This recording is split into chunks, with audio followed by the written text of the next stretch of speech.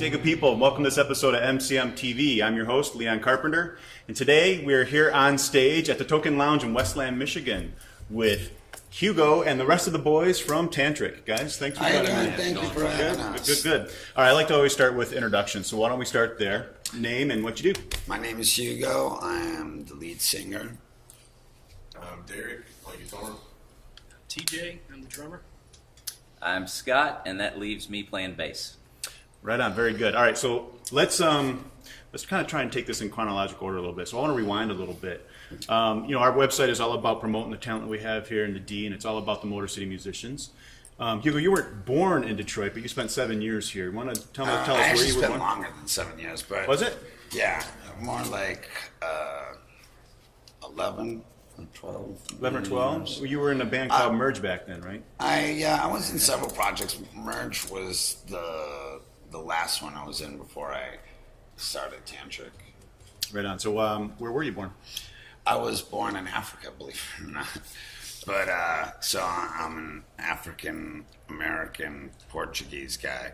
But basically, I was, at the time, long story short, I lived in my dad was in the military, okay. and I was born there. And I moved here when I was very, very young. Went to high school in Boston, stuff like that. And right after high school, I thought, I need to go to some place, different. And Detroit seemed like the place to be. Right. I love the Detroit's uniqueness. I consider my heart has always been in Detroit. Right on. How about the rest of you guys? Where's everybody from? Kentucky? Yeah, all of us. Yeah, everybody's Kentucky. Everybody's there now, but were you guys all born down there? I mean, the accents are apparent. Yeah. Right on. I lived in Nashville for about 3 years, born and raised, and came back home. Yeah. All right, fantastic. Which is really good for a band because, this band's had different incarnations, and the thing about this band is that we live close enough to each other where it's not like a huge process to get together right. and write or rehearse, and they're my band members and they're my friends too, so it's like it's a really good combination. Right on. All right. So before we get into deep on the history of putting Tantric together, why don't we take an MCM minute here? Do you guys want to set this up? What might we hear? Okay. Well, I guess the first song that you're gonna hear and maybe watch the video too is a song called Mosquito, and basically it's not a very deep song. It's kind of a song about people just not talking shit behind your back, and it's kind of a tongue-in-cheek type of song. And I had a good friend of mine, Shooter Jennings, sing on it with me, and another few Detroit natives that played on it, Kenny Olson, who is in Kid Rock, and my friend Kevin McCreary, who has been in several bands, also a Detroiter, and it's a pretty good song. All I right. think so. Here's Mosquito. We'll see you in 60 seconds. For goodness sakes, cause you're meaner than a sack of rattlesnakes. Standing on your soapbox talking in, but you won't say shit to me. Well, if you got something to say, well, go ahead and just say it to my face. Please don't hold your tongue, I just want you to say it to my face.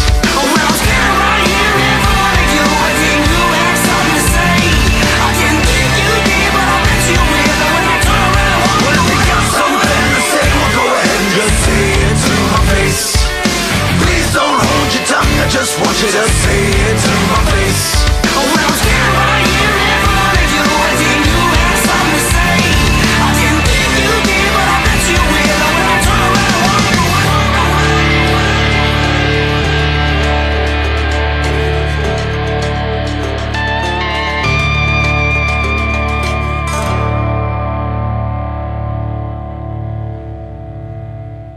All right, welcome back. So let's now talk a little bit about some of the influences. When you guys were growing up, who were some of your major influences that maybe got you started in music or that you listened to most?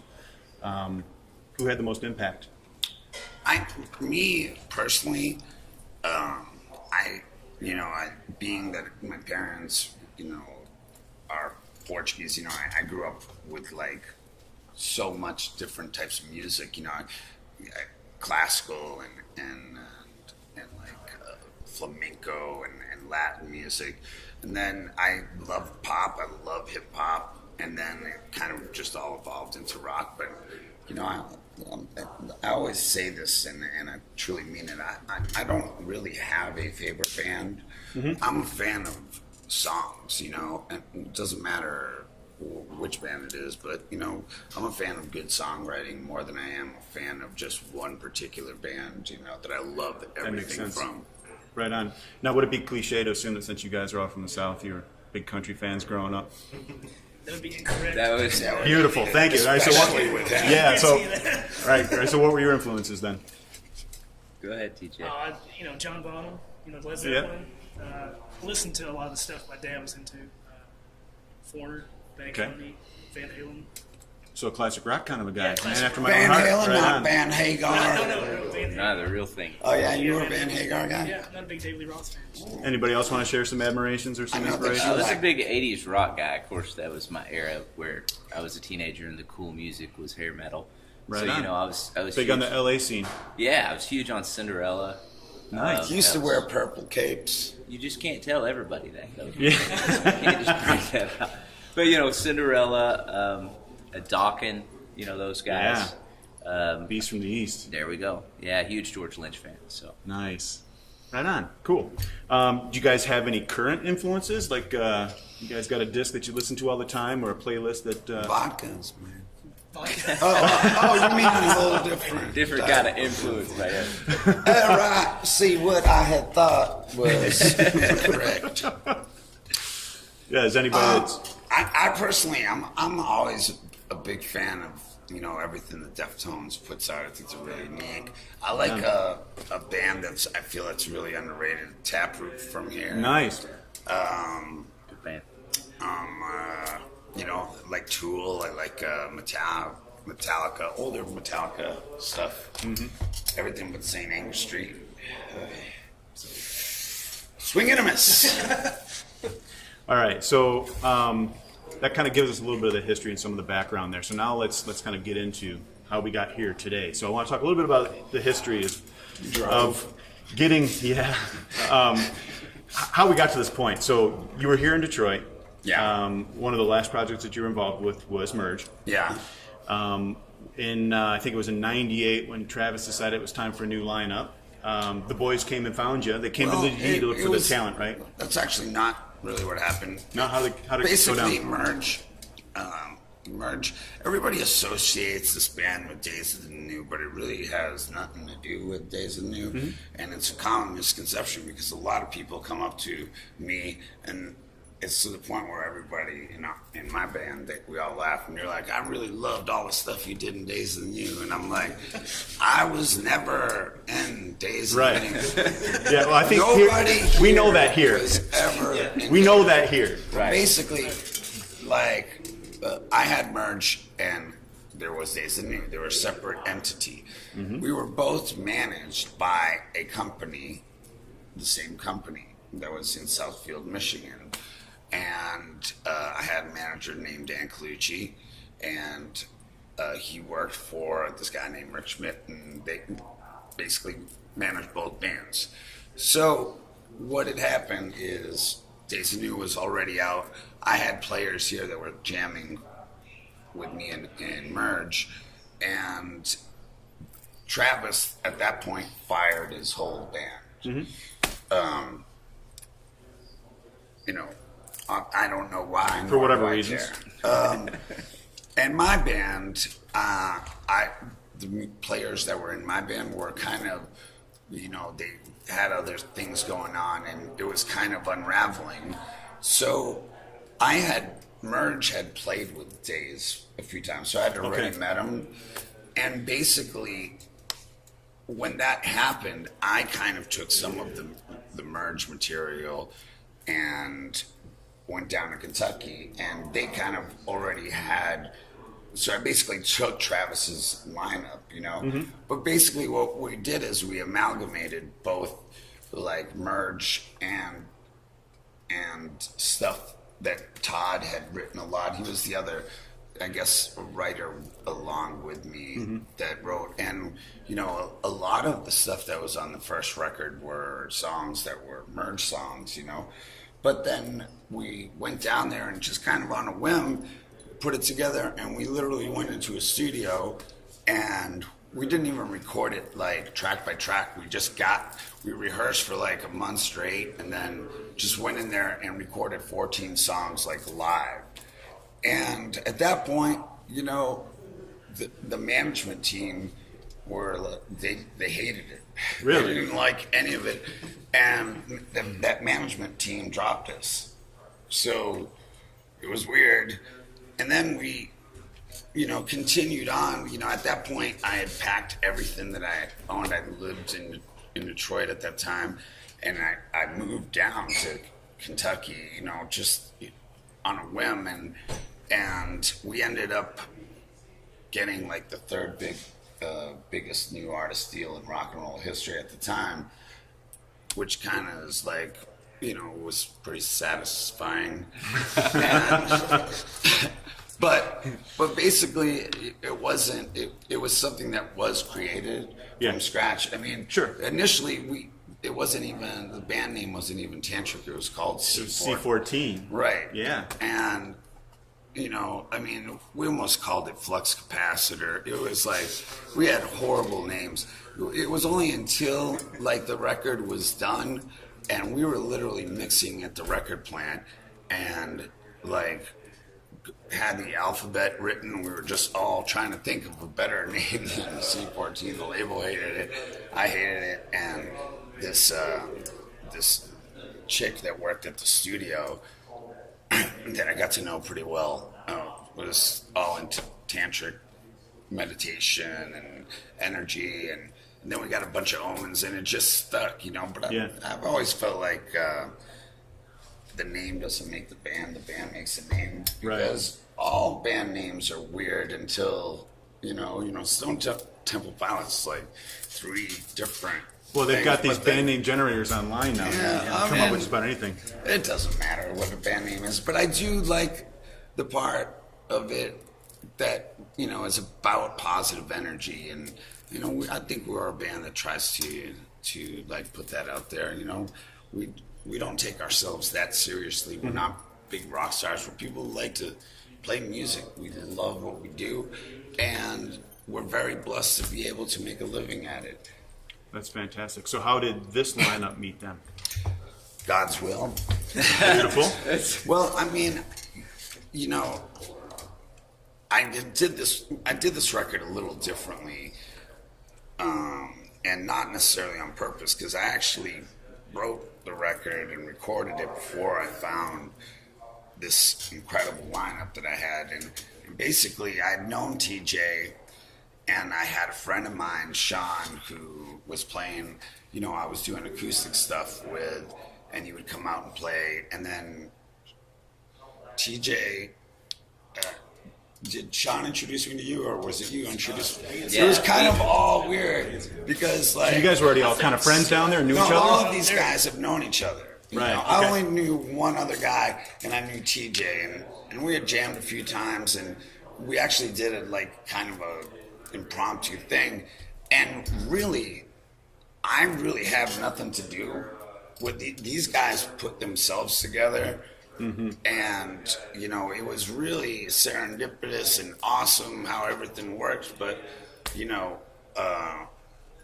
he brought him in, Sean brought him in, and like I couldn't ask for a better group of human beings and players to be on the road with, because doing this for 15 years, I think that all of us have had enough of our share of assholes and like just general dickheads.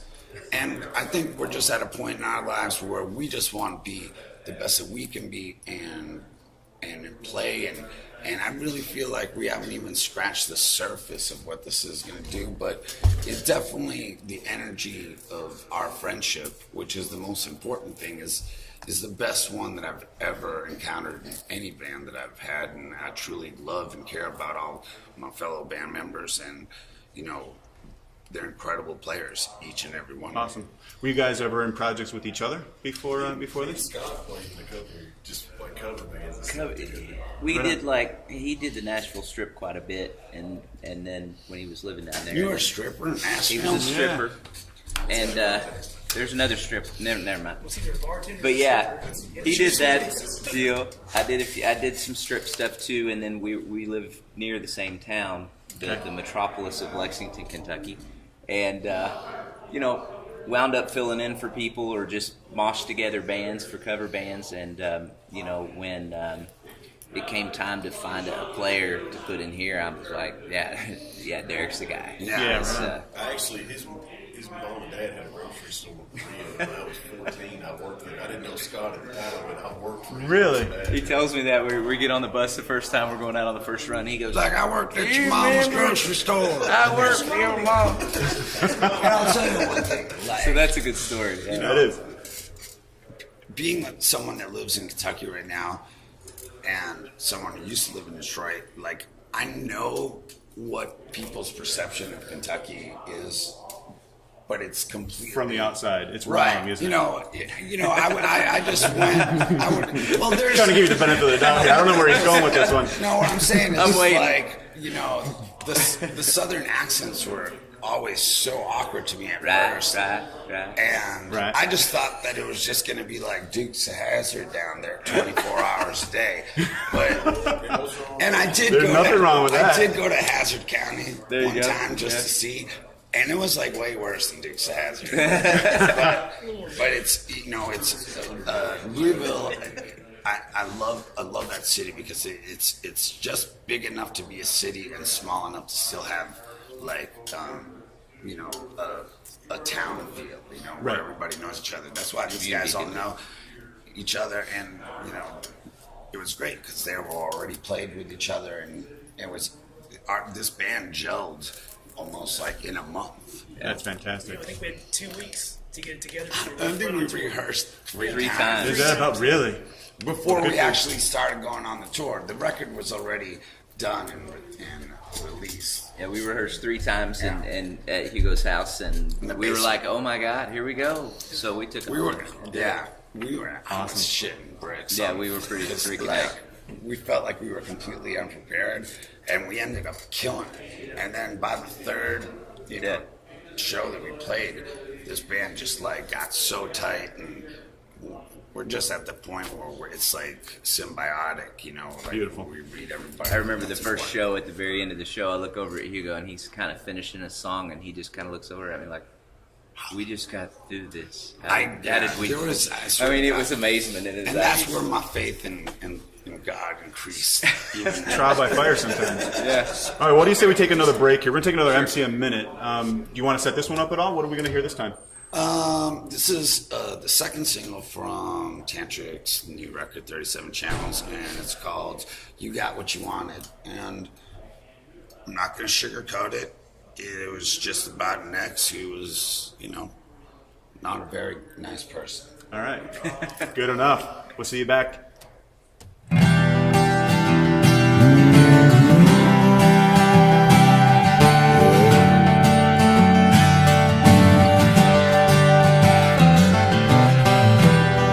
Do you think you're sad? You're thinking as you hold your head down. Do you think I'm mad? Don't you get it here? I'm so over it and everything that I'm supposed to be. Just let me be one. You got what you wanted. You got what you needed. Don't ever think that I will understand. I might be alone here. I might not finish clear. I do what I do to take on the prayer. I saw red flag. All right, great. Welcome back. So this time we're going to talk a little bit about, how about the current label? You guys, it's on Pavement Entertainment now, right? Yeah, Tantric has been on Warner Brothers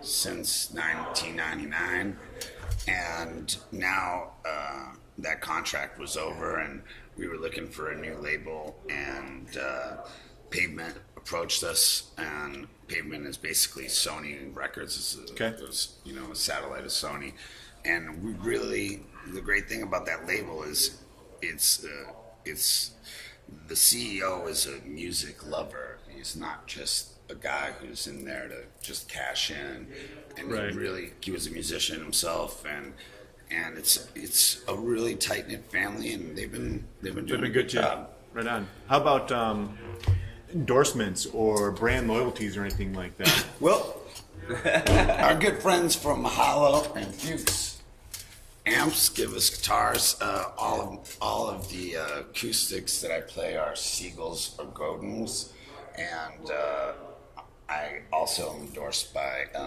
Zane guitars and Spectre basses. Spectre basses and Music Man.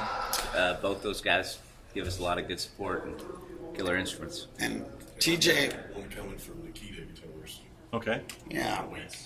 Right on. But I do really love, as far as acoustics are concerned, like the Seagulls, they're made in Montreal. I mean, they've endorsed me for so long, and Spectres have been used in Tantric since the beginning. By far, I think they're the best sounding bass in the world. I would agree. TJ doesn't have an endorsement yet, just because he hasn't called. Right. Well, what are you playing through back here? I'm using PDP, which is DW. Okay. And then, of course, Zildjian, Roxy's across the top, and then DW 9000 pedals. TJ is not like one of those drummers that is worried about if shit gets scratched. He kind of just, He's more worried about where he's going to get his flax seeds or his sunflower seeds or nuts or trail mix from. And the great thing about all these guys is he was a mechanic for Mercedes for a long time. TJ is a carpenter. He just finished building his own house. And Derek's really good at testing beds. All the beds work because he's in one generally all the time. But so when something breaks down in the bus, Scott, we've got knowledge here, and I try to get TJ to do some work, but he just finished. He bought me dinner the other night if I would fix the cabinet door. And he never fixed it. But TJ's... the cabinet. Did you buy him dinner? I did buy him dinner. He didn't say Sounds it like was you time always sensitive. a cabinet He door. didn't say it was time Yeah, sensitive. because all you have to do is fix the cabinet door. And I was like, hey, man, what the fuck, man? And he's like, well, specified in the verbal contract, therein, therefore, on Section A of Rule B, there is no time frame. Thank you. There it is. There you go. Just so you know, It will happen at some point. specify. Depends on the state you were in when you made that contract, Right, too. yes. We need It to wasn't a valid. And it consult that. technically said that I physically had to do it. I just had to make sure it got done. I'm pretty sure it said that you got to do it. I don't know. We'll consult the recording. Yeah. Anyway, I think we got that on video. I've got my people talking to his people about it because we have a broken cabinet in our bus, which Well, is get our that third taken care of. bus in 6 months. So is that how long you guys been on tour? Now we've been on tour probably Started in 8 months. November? October or November? Yeah, we were doing a couple of tester shows, and then we just started really hard, probably for 7 months. And we intend to tour until literally we drop. Until you can't anymore, right? Because So all the cabinets break. later on, that's all. Or you run out of trail mix. Yeah, but it's like they don't care about the cabinets because it's my bus. They're Right. like, screw you and your cabinets. And then they make racial slurs. No, but all the beds work. That's all good. This out. All right, so since you guys have been touring for a little while now here, let's bring back some memories. What are some of the favorite shows? But be it a venue or just a particular show or anything like that. Reminisce a little bit. I would Flint's say, always good. Yeah, Flint, Michigan is probably Machine Shop. Really, at the machine shop. Yeah, well, Right on. I've got I've the been shirt playing on. there for over 20 I bought it years. at Kmart. Yeah. But the Token Lounge obviously is a very, it's It is. been around Oh, for it's a long, world long infamous. time. Yes. Yeah, but to me, other than Machine Shop and the Token Lounge, I'm more of a fan of the audience. It doesn't matter really where you play. You can be playing the Ritz-Carlton venues, but you got a boring audience, and it's just such. There's no energy, right? Yeah. Yeah. The machine shop's always a guarantee. Yeah, you can come, they're rock ready out. to rock, Yeah. and You know, and you better bring your game to the machine shop because they to hold you to it. They know the difference. You know what I mean? Detroit knows people it. to us too. Yeah. I mean, the Riff stood by us since the beginning, and like our fans here in Michigan, I mean, they're our friends, and like they are diehards, you know. And Detroiters are like that, you know. It's funny because, you know, every time you see somebody that's from Detroit, even if you're in like Carolina or wherever, they're like, "You're from Detroit? Detroit, 313 or 248?" You know? Yeah. So Well, it's a good segue because obviously we're here on stage. You guys are going to be rocking this place in a couple of hours, and by the time this airs, you know, this show will already be said and done. But you guys are coming back August 9th to play Dirt Fest. Which will be up in Birch Run at the Birch Run Expo Center. A little plug for Dirt Fest there. Actually, I think I might be covering that show, so we'll be rubbing elbows again at that point. That's a pretty big show. You guys familiar with what's going on with that, or you guys I just never here even for the know ride? what city I'm in until literally I get there. That's kind of what I was figuring. Well, let me clue you in a little bit. It's an all-day festival. There's supposed to be like 50 bands or so. And when I was looking at the lineup, there's a lot of like the old Ozfest.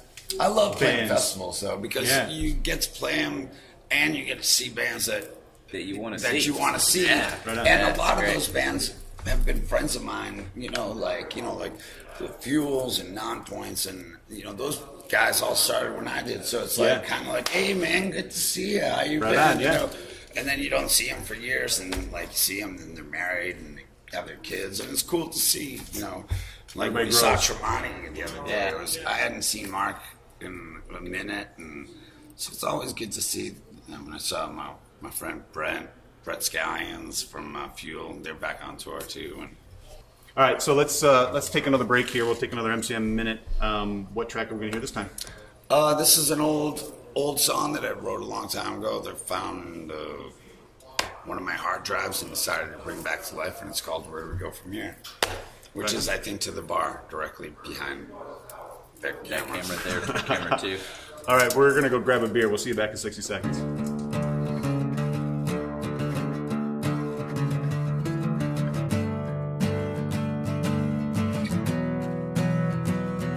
I said, hey little girl, that look in your eye, you never did cry, you never did shed a tear. How does it feel that I'm not there to be the one to take the blame for your complaints, but I'll refrain from it? And how does it feel that I'm not there? 'Cause I've been hoping, constantly coping, relieving by doping myself.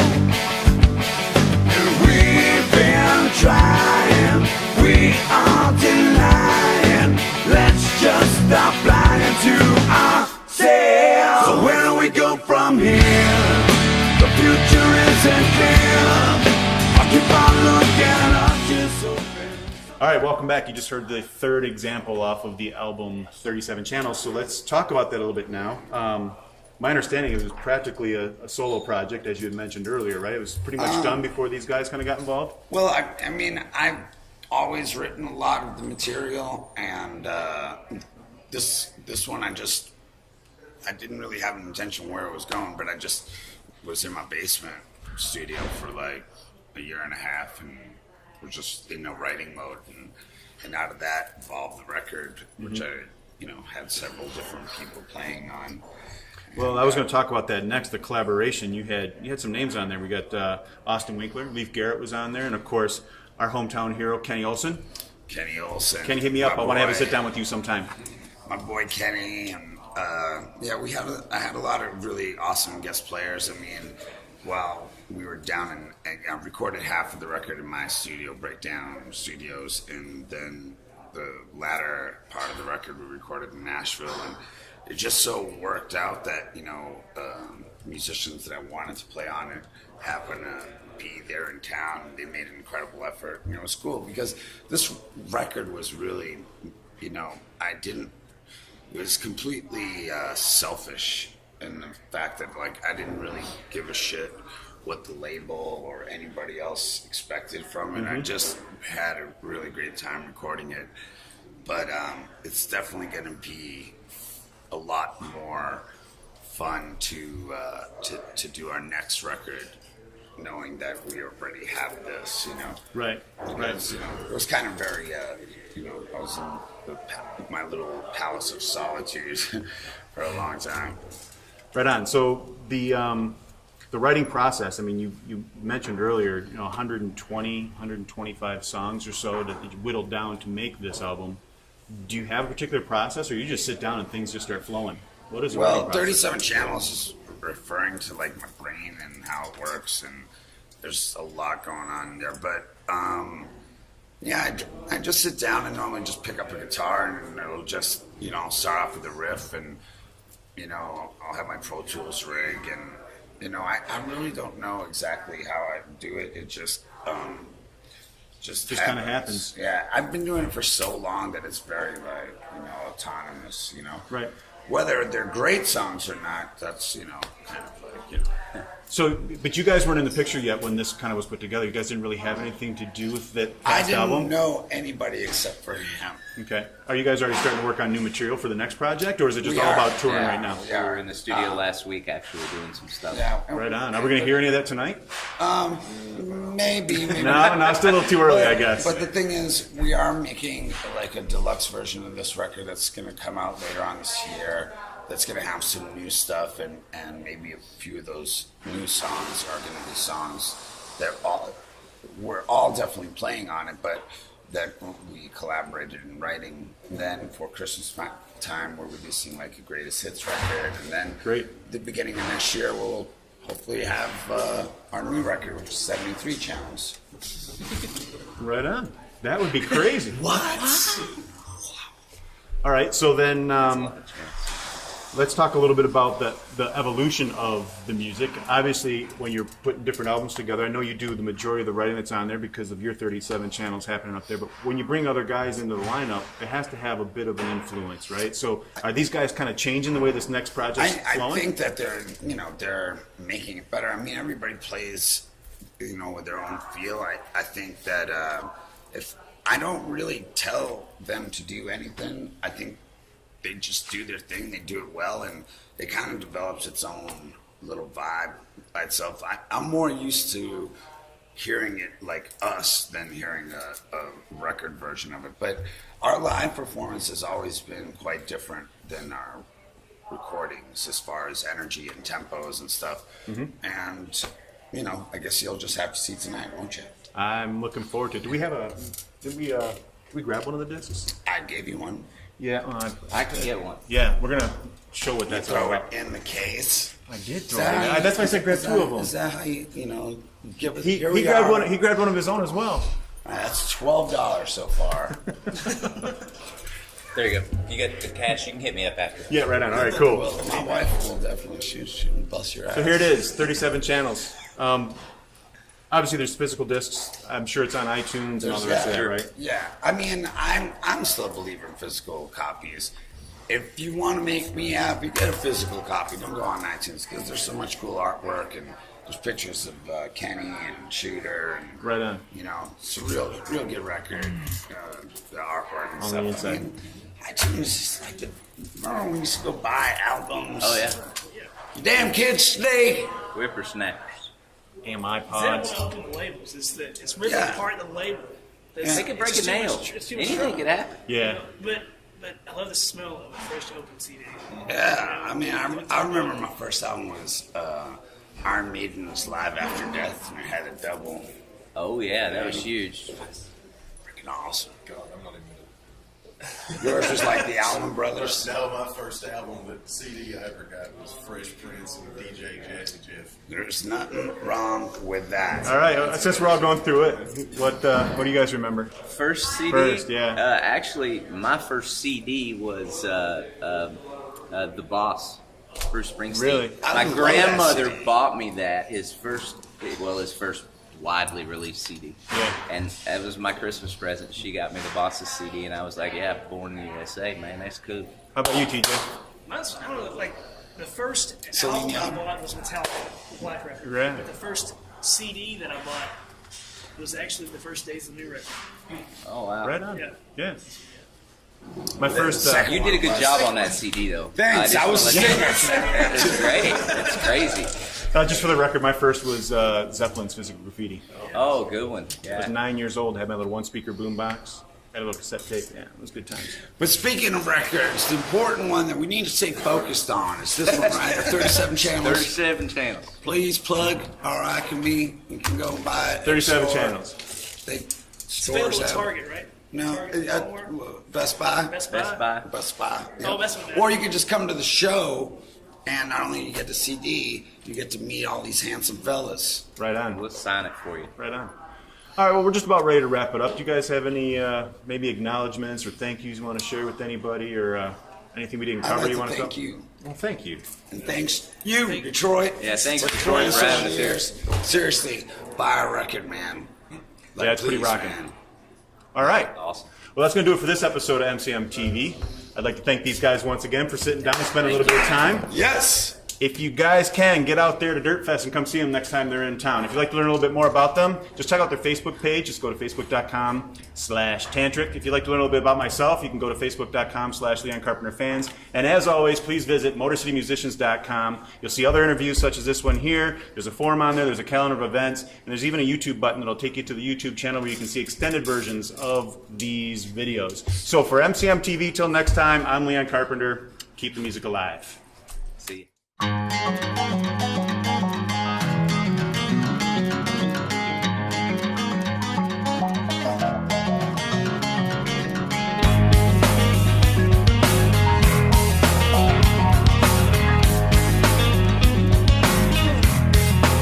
In your life, you seem to have it all. You seem to have control, but deep within your soul, you're losing, yeah. You never took the time, assume that you're to blame. You think that you're insane, won't you spare me? I know the breakdown, everything is gonna shake now someday. I know the breakdown, tell me again, am I awake now? Maybe you can find the reason that no